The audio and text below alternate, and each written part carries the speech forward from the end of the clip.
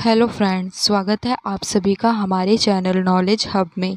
तो आज हम यहाँ पर इमोशन डेवलपमेंट थ्योरी के बारे में डिस्कस करेंगे। इससे पहले हमने पार्ट 1 डिस्कस कर चुके हैं। अगर आपने वो नहीं देखी है तो पहले आप वो देख कर आएँ, देन पार्ट 2 देखें। तो चलिए बिना किसी देरी के हम शुरू करते हैं। तो पहले हम बात करते हैं कि जो इमोशंस है इसकी मेनली इम्पॉर्टेंट थ्योरी कौन कौन सी है। यहाँ पर मैंने सभी थ्योरीज नहीं लगाई है जो अक्सर सीटेट एग्ज़ाम में पूछा जाता है, इम्पॉर्टेंट थ्योरी वही लगाई है।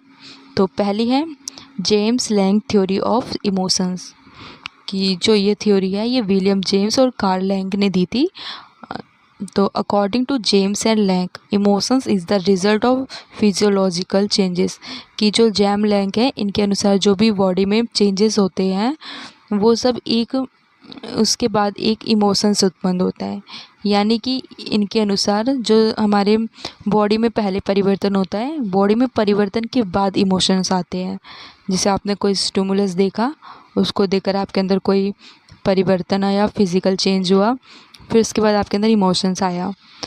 जैसे आप देख सकते एग्जाम्पल में कि आपने पहले सांप देखा, सांप को देखकर आपका दिल धड़कने लगा और दिल धड़कने से आपको महसूस हुआ कि आपको डर लग रहा है। तो सांप देखा, ये स्टिमुलस का काम कर रहा है, उद्दीपन का। फिर आपका दिल धड़कने लगा, इसमें क्या हो रहा है कि आपकी फिजियोलॉजिकल चेंजेस यानी बॉडीली मूवमेंट चेंज हो रही है, शारीरिक प्रतिक्रिया आ रही है। फिर इससे आपके अंदर भावना उत्पन्न हो रही है, डर महसूस हो रहा है। तो इनके अनुसार यही है कि कोई स्टिमुलस हमारे सामने होता है, फिर उससे हमारे अंदर फिज़िकल चेंजेस आते हैं, फिर फियर यानी इमोशंस आता है। तो इसमें बस आप इतना याद करना, पहले बॉडी मूवमेंट होती है, फिर उसके बाद इमोशंस आते हैं। इमोशंस लास्ट में आते हैं, पहले बॉडी मूवमेंट होती है कि first body reacts then emotions is felt. पहले शारीरिक प्रतिक्रिया होती है, फिर इमोशंस उत्पन्न होता है। तो बस इसमें इतना है। फिर है सेकंड कैनन बार्ड थ्योरी, कि according to Cannon and Bard, emotions and physiological changes, कि जो कैनन बार्ड हैं इनके अनुसार जो इमोशंस हैं और शारीरिक परिवर्तन है वो एक साथ होते हैं। जैसे सामने कोई स्टिमुलस है, फिर उसके जो इमोशंस आ रहा है और साथ में फिजियोलॉजिकल चेंज आ रहा है, तो दोनों शारीरिक परिवर्तन और संवेग एक साथ हो रहे हैं स्टिमुलस से। तो यही इन्होंने बताया है कि कैनन और बार्ड ने। एग्जाम्पल देती हूँ और अच्छे समझ आएगा। जैसे सांप देखा, सांप को देखकर डर भी लग रहा है, साथ में दिल भी तेज़ धड़क रहा है, तो दोनों साथ में हो रहा है। तो यही इस थ्योरी में बोला गया है कि इमोशंस और बॉडी टुगेदर काम करती है, कि जो बॉडी है और इमोशंस है दोनों साथ में प्रतिक्रिया देते हैं, अकॉर्डिंग टू कैनर और वार्ड थ्योरी। फिर है next theory sector singer 2 factor theory, कि इसमें जो इमोशंस हैं वो डिपेंड्स होते हैं एक शारीरिक उत्तेजना पर और संज्ञानात्मक व्याख्या पर, कि कोई भी है चीज़ वो क्या फिज़िकल स्टिमुलस है, इसके साथ ही कॉग्निटिव इंटरप्रिटेशन भी हो, इस पर निर्भर करती है। जैसे इसमें जो फिजियोलॉजिकल चेंजेस होते हैं, स्टिमुलस होता है, ये और कॉग्निशन दोनों साथ में मिलकर इमोशंस उत्पन्न करते हैं। जैसे एग्जांपल ये रहा कि दिल तेज़ धड़क रहा है। यदि आप सोचते हैं, जैसे आप सोच रहे हैं कि आगे खतरा है, तो तुम्हारा दिल क्या होगा, तेज़ तेज़ धड़कने लगेगा, शरीर में पसीने आने लगेंगे, डर लगने लगेगा। अगर इसी की जगह आप सोचोगे कि आज तो मैं अपने फ्रेंड से मिलने जा रहा हूँ, पार्टी में जा रहा हूँ या कहीं अच्छी जगह घूमने जा रहा हूँ, तो तुम्हारे अंदर खुशी के भाव आएंगे। तो आप सोच रहे हो, यानी जैसा आप सोचते हो वैसा इमोशंस होता है। यानी बॉडी और थिंकिंग दोनों मिलकर इमोशंस बनाते हैं। यानी इमोशंस कैसे आता है, बॉडी और थिंकिंग के द्वारा, कि जैसा आप सोच रहे हो और फील कर रहे हो। तो सोच रहे हो तो उसी से बॉडी मूवमेंट आएगा। अगर आप सोच रहे हो, अगर तुम्हारा दिल तेज़ धड़क रहा है तो आप सोच रहे हो कुछ अच्छा है, पॉजिटिव है तो अच्छा होगा। अगर हम नेगेटिव सोच रहे हो तो आपको डर लगेगा। तो इस थ्योरी में यही बोला गया है। फिर है लजारस थ्योरी, कि जो लजारस थ्योरी है इसमें बोला है कि Lazarus believe that thinking comes before emotion, कि जो लजारस नाम के व्यक्ति हैं उन्होंने कहा है कि जो थिंकिंग है पहले आती है इमोशन से। We first evaluate the situation then we experience emotions, कि पहले जो सिचुएशन है हम उसको मूल्यांकन करते हैं, इवेल्युएट करते हैं, फिर जो इमोशंस है उसका एक्सपीरियंस लेते हैं, उसको फेस करते हैं। जैसे हो गया स्टिमुलस सामने है, फिर उसके प्रति हमारे अंदर जो मानसिक यानी कॉग्निटिव एवेल्यूशन हो रहा है वो होता है। फिर उसके बाद हमारे अंदर इमोशंस आता है। इमोशंस के बाद हमारे अंदर फिजियोलॉजिकल रिस्पॉन्स आता है। जैसे इधर एग्जांपल दिया है डॉगी का कि जो डॉग है, और डॉग कम्स टूवर्ड्स यू, कि एक डॉग है आपकी तरफ आ रहा है। First you think it dangerous, कि पहले आप सोचते हो कि क्या ये खतरनाक है। If yes then you feel fear, अगर आप सोचते हो कि हाँ ये खतरनाक है तो तुमको क्या होगा, फील फियर होगा। अगर आपके और कोई डॉग आ रहा है, आप सोचोगे नहीं ये डॉगी मुझसे मिलने आ रहा है, हेलो करने आ रहा है, खेलने आ रहा है, तो तुम्हारे अंदर खुशी के भाव उत्पन्न होंगे। इसी की जगह आप सोचोगे कि डॉगी आ रहा है, सोचने लगोगे कि डॉगी आ रहा है और वो ख़तरनाक है मेरे लिए, मुझे कहीं काट वाट लेगा, तो ऐसे तुम्हारे अंदर डर का भाव महसूस होगा। तो इसमें इस वाली थ्योरी में, लजारस वाली थ्योरी में थिंक फर्स्ट होता है, देन फील लेटर, यानी पहले सोचते हैं फिर महसूस करते हैं, यानी पहले सोचना फिर महसूस करना होता है। जैसे अभी मैंने यहाँ पे शॉर्ट में लिख दिया है, जो आप कंफ्यूज ना हो, कि जो जेम्स लैक में है इसमें बॉडी मूवमेंट पहले होता है, और जो कैनन वार्ड थ्योरी है इसमें बॉडी और इमोशंस दोनों साथ में रिएक्ट करते हैं। सेक्टर सिंगर में पहले बॉडी और प्लस थिंकिंग, यानी बॉडी और थिंकिंग दोनों साथ में रिएक्ट करते हैं। लेकिन लजारस में थिंकिंग पहले होती है, कि हम पहले सोचते हैं डॉगी आ रहे हैं हमसे मिलने, काटने, जो भी हम सोचे मेरे लिए ख़तरनाक है, तो फिर इमोशंस हमारे अंदर आता है। ये लजारस में है। तो अब एक बार इनका कंपेयर करते हैं इन सभी थ्योरी में कि क्या कंपैरिजन है इनमें। ये जेम्स लैक थ्योरी में Cannon Bard, Schachter Singer, two factor theory या लजारस। तो पहले बात करते हैं जैक लैक से थ्योरी की, कि इनके अनुसार जो इसमें बात करते हैं, पहले स्टिमुलस होता है, फिर शारीरिक परिवर्तन होते हैं, देन इमोशंस आता है।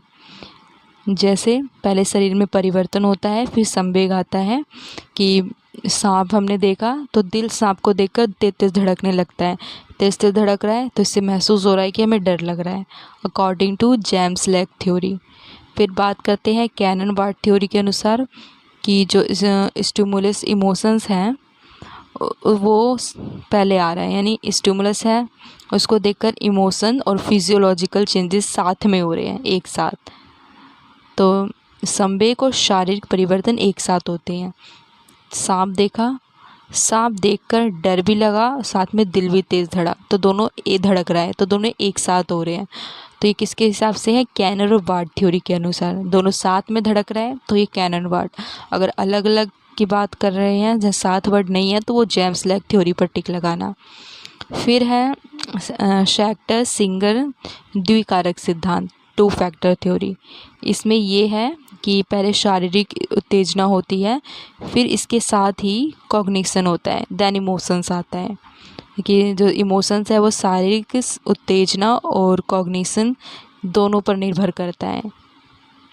कि जैसे हमने शारीरिक उत्तेजना हुई, कोई कॉग्निशन है हमारे सामने, तो इन दोनों पर इमोशंस निर्भर करता है।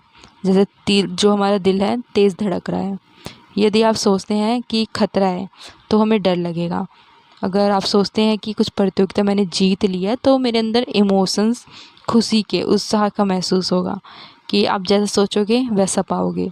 कि आपने सोचा कि आपका पहले दिल धड़क रहा है और आप सोचोगे दिल क्यों धड़क रहा है, इसलिए धड़क रहा है कि मेरे को आगे कोई खतरा है, यानी डर के मारे धड़क रहा है। अगर इसी के पॉजिटिव आप सोचोगे मेरा दिल धड़क रहा है यानी मेरे साथ कुछ अच्छा होने वाला है, मैं कुछ जीत गया हूँ, तो जीतने का उत्साह का महसूस होगा, according to Schachter Singer two factor theory. फिर बात करते हैं लजारस की कॉग्निटिव थ्योरी, कि इसमें इन्होंने बताया है कि सबसे पहले व्यक्ति परिस्थिति का मानसिक मूल्यांकन करता है, कि कोई भी चीज़ है उसका वो कॉग्निटिव इवैल्यूएशन करता है, फिजियोलॉजिकल रिस्पांस देता है इसमें। तो उसके बाद संवेग उत्पन्न होता है। जैसे मैंने डॉगी वाला दिया था एग्जांपल, कि डॉगी आपकी ओर आ रहा है तो आप सोचेंगे कि मेरी ओर क्यों आ रहा है, यानी मुझे खतरा है, मुझे काटने आ रहा है, तो आपके अंदर डर का भाव महसूस होगा। तो इसमें होता है पहले सोच की भावना आती है, फिर इमोशंस आता है। तो एक बार बता देती हूँ, जो जेम्स लैक थ्योरी है इसमें पहले बॉडी में जो दिखाई देता है फिजियोलॉजिकल चेंजेस वो दिखता है, फिर इमोशंस आते हैं, यानी पहले बॉडी फिर इमोशंस। लेकिन कैनन में बॉडी और इमोशंस साथ में होते हैं। और जो सेक्टर सिंगर हैं, इनके हिसाब से जो संवेग है वो शारीरिक उत्तेजना और कॉग्निटिव यानी सोच दोनों पर निर्भर करता है संवेग। और जो लजारस है, इनके अकॉर्डिंग पहले सोच होती है फिर भावना होती है, यानी थिंक फर्स्ट फील लेटर, कि बाद में सोचते हैं, पहले बाद में सोचते हैं, फील करते हैं, पहले सोचते हैं फिर उसके बाद फील करते हैं, यानी पहले सोचो फिर महसूस करो, अकॉर्डिंग टू लजारस थ्योरी। तो इसमें इतना ही है। अगर आपको इसका स्क्रीनशॉट लेना है तो ले सकते हो। फिर बात करते हैं कि जो हमने ये थ्योरी पढ़ी, इसका एजुकेशनल इम्प्लीकेशन क्या है, यानी शैक्षिक निहितार्थ कैसा है, आप एजुकेशन में इसको कैसे यूज़ कर सकते हो। तो पहले आपको इतना तो पता होगा कि एजुकेशन इम्प्लीकेशन क्या होता है, कि how teachers should apply the principles of emotional development in the classroom to improve children's learning and personality. कि अभी तक हमने ये जो थ्योरी पढ़ी है, इसको क्लास में टीचर कैसे यूज़ कर सकता है बच्चे की लर्निंग को इम्प्रूव करने के लिए और पर्सनैलिटी को इम्प्रूव करने के लिए। तो पहला, create a positive classroom environment, की जो टीचर है क्लास में एक पॉजिटिव इन्वायरमेंट बना सकते हैं कि जहाँ पर बच्चा सेफ, फ्रेंडली और स्ट्रेस फ्री महसूस करे। दूसरा है रिस्पेक्ट इंडिविजुअल डिफरेंस, की टीचर को क्लास में सभी इंडिविजुअल डिफरेंसेस का रिस्पेक्ट करना चाहिए, कि every child develops emotionally at a different space, कि सभी बच्चे अपनी अलग अलग गति के अनुसार सीखते हैं, तो उनमें इमोशनल जो डेवलपमेंट होता है वो थोड़ा डिफरेंस होता है, सब अपनी अलग अलग गति से संवेगात्मक विकास करते हैं।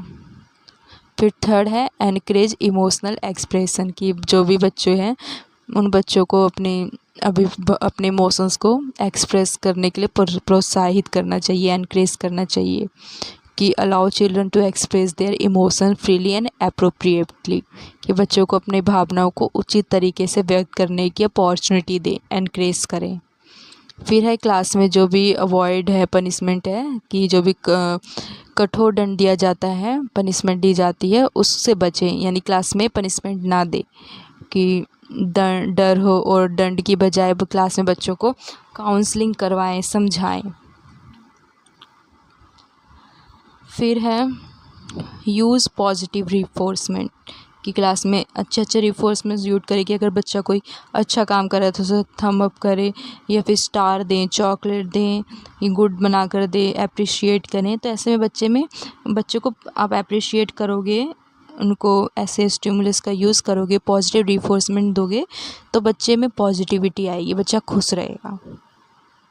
फिर है डेवलप इमोशनल इंटेलिजेंस, कि बच्चों में भावनात्मक बुद्धिमत्ता का विकास करना चाहिए, ताकि बच्चे में और साथ में टीचर में भी सेल्फ अवेयरनेस आए, सेल्फ कंट्रोल आए, एम्पैथी आए, सोशल स्किल्स डेवलप हो।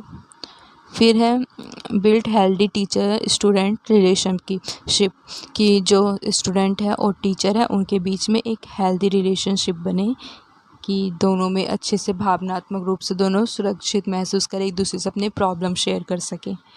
फिर है प्रोमोट कोऑपरेटिव लर्निंग, कि क्लास में जो भी काम हो रहा है उसमें बच्चे एक्टिविटीज़ में भाग ले, ग्रुप वर्क करें, तो ये भी प्रोमोट करना चाहिए।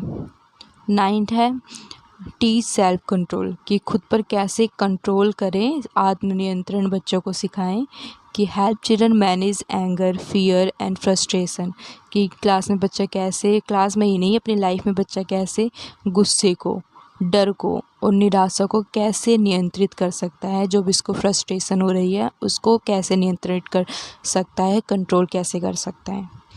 10th है डेवलप एम्पैथी, कि encourage children to understand others feeling, कि बच्चा एक दूसरे की फीलिंग्स को भी समझे, ऐसा बनाओ बच्चों को। एनकरेज हेल्दी कम्युनिकेशन, कि बच्चा अपनी भावनाओं को खुलकर दूसरे के साथ शेयर कर सके। प्रोवाइड इक्वल अपॉर्चुनिटी, कि सभी बच्चों को क्लास में इक्वल अपॉर्चुनिटी दिया जाए बिना भेदभाव के, कि सभी बच्चों को क्लास में जो भी एक्टिविटीज़ हो रही है इक्वल अपॉर्चुनिटी मिले। फिर है इन्वॉल्व पेरेंट्स के अभिभावकों को भी सुनिश्चित करना चाहिए कि बच्चा उनकी क्लास में कैसे एक्टिविटी में पार्टिसिपेट कर रहा है और घर का इन्वायरमेंट कैसा है। जैसे अगर कोई घर पे कुछ होता है तो बच्चे की इमोशंस को काफ़ी हद तक प्रभावित करता है वो, इसलिए पेरेंट्स का और बच्चों के घर का माहौल है वो भी अच्छा होना चाहिए। तो पेरेंट्स को ये सब समझाएं।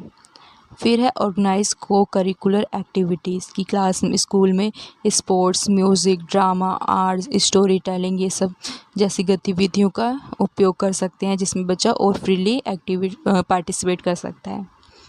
फिर है आइडेंटिफाई इमोशनल प्रॉब्लम अर्ली, कि जो भी बच्चे में कोई प्रॉब्लम आ रही है उसको पहचानना कि बच्चे को कोई एंजाइटी, फियर, स्ट्रेस हो रहा है या कोई भी जैसी समस्याएं हो रही है तो उसकी पहचान कर उसकी रेमेडीज़ करना।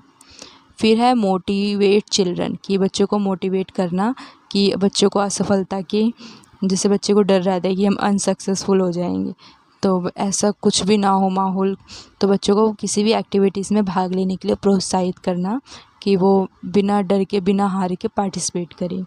17 है प्रोमोट मोरल वैल्यूज़, कि क्लास में बच्चों को मोरल वैल्यूज़ बताएं जिससे बच्चा कुछ ना कुछ उससे सीखे, जैसे ईमानदारी, दया, सम्मान, जिम्मेदारी जैसे मूल्य का विकास हो।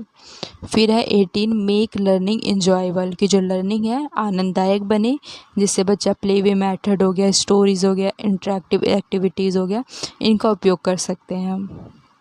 तो सिंपल है, क्लास में आप पॉजिटिव इन्वायरमेंट बनाएं, बच्चों को अप्रिशिएट करें। Every child is emotionally unique, तो इसलिए बच्चे के सभी इंडिविजुअल डिफरेंसेस का ध्यान रखें। Teacher should never compare children and emotional development improves learning and personality. अगर आपको हमारी वीडियो हेल्पफुल लगी है तो लाइक, शेयर और सब्सक्राइब करें।